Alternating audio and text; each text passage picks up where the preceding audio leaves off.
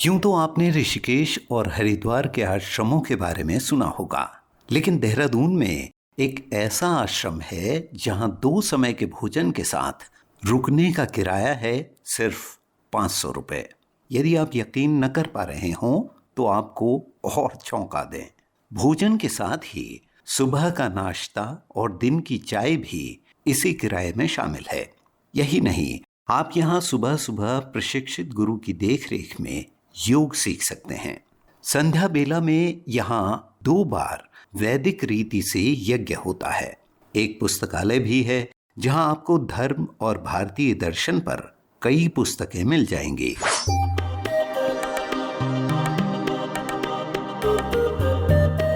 नमस्कार, यात्रा कथा में आपका स्वागत है। उत्तराखंड की राजधानी देहरादून में यूं तो कई मंदिर और आश्रम हैं, लेकिन आज हम आपको जो आश्रम दिखाने जा रहे हैं वो अपने आप में अनोखा है और इसका नाम है वैदिक साधन आश्रम। तो ये आश्रम देहरादून के नालापानी क्षेत्र में स्थित है और रेलवे स्टेशन से इसकी दूरी है सिर्फ 10 किलोमीटर। चूंकि ये आश्रम शहर के भीतर आता है, इसलिए आपको यहाँ तक आने के लिए बहुत से ऑप्शंस मिल जाएंगे। ये आश्रम आर्य समाज का है। आप शायद जानते हों कि आर्य समाज की स्थापना 1875 में की गई थी और इसका उद्देश्य है वैदिक संस्कृति का प्रसार और समाज सुधार। आर्य समाज अंधविश्वास और पाखंड का विरोध करते हुए मानवता के कल्याण में विश्वास रखता है। तो ये है इस आश्रम का कार्यालय। आइए भीतर चलते हैं। इस कार्यालय में अपना आधार कार्ड दिखाकर आपको आसानी से एक कमरा मिल जाएगा। कमरा मिलने के बाद फ्रेश होकर आप यहाँ होने वाली गतिविधियों में शामिल हो सकते हैं। सुबह 5:30 बजे से लेकर 6:30 बजे तक योगा की क्लास लगती है। उसके बाद में 7:30 से 8:30 बजे तक हवन संध्या होती है। 9 बजे फिर नाश्ता होता है। उसके बाद में 11 बजे से 1 बजे फिर लाइब्रेरी है। 1 बजे से 2 बजे लंच है और फिर उसके बाद 4 से 5 फिर लाइब्रेरी का काम चलता है। 5 बजे से 6 बजे हवन होता है शाम को। शाम को 7 बजे से 8 बजे डिनर है। फिर 8 बजे से लेके 9 बजे तक रात को भजन का प्रोग्राम चलता है। इस तरीके से ये सारा कार्यक्रम दिन भर चलता रहता है और लोगों को खुशी मिलती है यहाँ आने से। कार्यालय के बगल में ही एक विशाल हॉल है।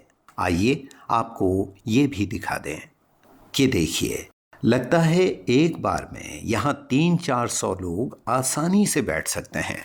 जिन लोगों को जमीन पर बैठने में दिक्कत आती है उनके लिए यहाँ कुर्सियों की भी व्यवस्था है। दरअसल ये आश्रम का सत्संग हॉल है और यहाँ आए दिन सत्संग होता रहता है। ये बात जानकर आपको और भी हैरानी होगी कि यहाँ मिलने वाला खाना शुद्ध देशी घी में बनाया जाता है। देखो, एक सब्जी, एक दाल, चावल और रोटी मिलती है, पर एकदम गरम गरम ताज़ा खाना मिलता है और सात्विक फूड रहता है यहाँ का। तला हुआ चीज़ नहीं है, गरम मसाले नहीं हैं, तो जो साधक को आवश्यक है वो सब चीज़ यहाँ पे हो जाती है।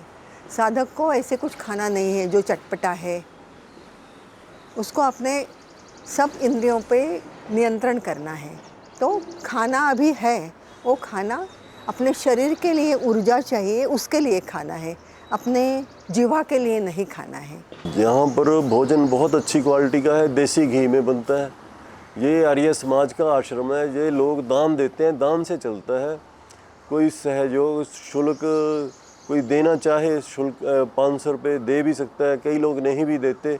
ऐसा कोई यहाँ पर प्रतिबंधन नहीं है, बंधन नहीं है। अभी ज़रूर आपने 500 देना ही है। हम चाहते हैं लोग इसका ज़्यादा से ज़्यादा लाभ उठाएं और हमने कईयों को कम भी कर, जो जिसकी जैसी मर्जी है वो वही दे देते हैं।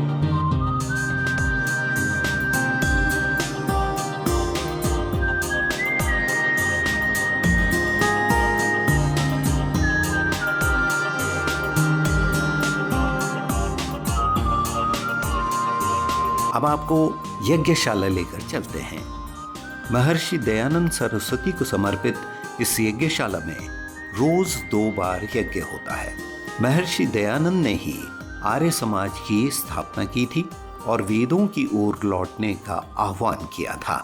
स्वराज्य का नारा भी 1876 में सबसे पहले उन्होंने ही दिया, जिसे बाद में लोकमान्य तिलक ने आगे बढ़ाया। आप देख सकते हैं कि ये यज्ञशाला कितनी बड़ी है। जब यहाँ पवित्र अग्नि के समक्ष वैदिक मंत्र गूंजते हैं तो ये पूरा आश्रम दिव्य हो जाता है। आश्रम का पूरा परिसर विभिन्न प्रकार के फूलों और फलदार वृक्षों से भरा हुआ है। वैदिक संस्कृति में प्रकृति का महत्वपूर्ण स्थान है और इस आश्रम में भी ये प्रयास किया गया है कि पेड़ पौधों के माध्यम से आप प्रकृति से जुड़े रहें। वातावरण बहुत अच्छा है, लोग अच्छे हैं और शांतता है, तो शांति से हम अपना साधना वगैरह जो कुछ करें। यहाँ की भी साधना रहती है, 2 समय का हवन होता है, साधना रहती है, और हमारी खुद की साधना भी एकदम शांत परिसर है, तो साधना अच्छी तरह से होती है। आश्रम के ठीक पीछे खलंगा पहाड़ी है, जहाँ कभी एंग्लो गोरखा युद्ध लड़ा गया था।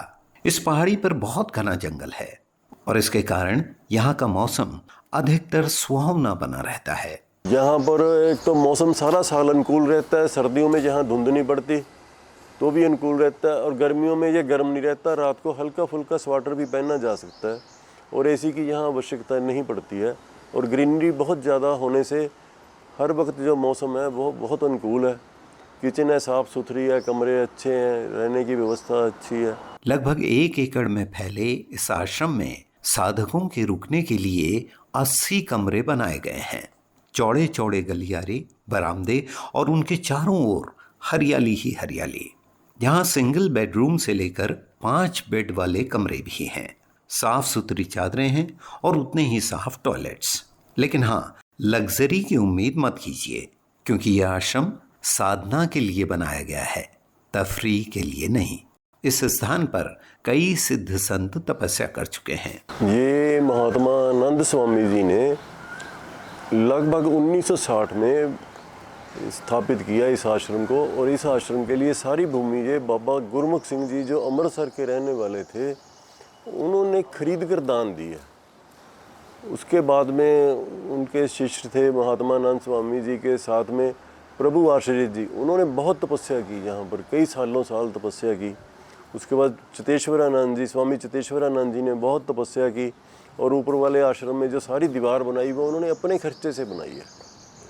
और 1970 में मेरे पिताजी आया करते थे यहाँ पर, वो भी तपस्या करते थे। अब मैं कुछ टाइम से यहाँ पर सचिव की सेवाएं दे रहा हूँ और अपना प्रयास कर रहा हूँ, इसको और भी अच्छा बनाएंगे। मेरे से पहले प्रेम प्रकाश शर्मा जी थे, उन्होंने 17 साल यहाँ पर अनथक मेहनत की, और एक तरह से त्याग मूर्ति मैं उनको समझता हूँ।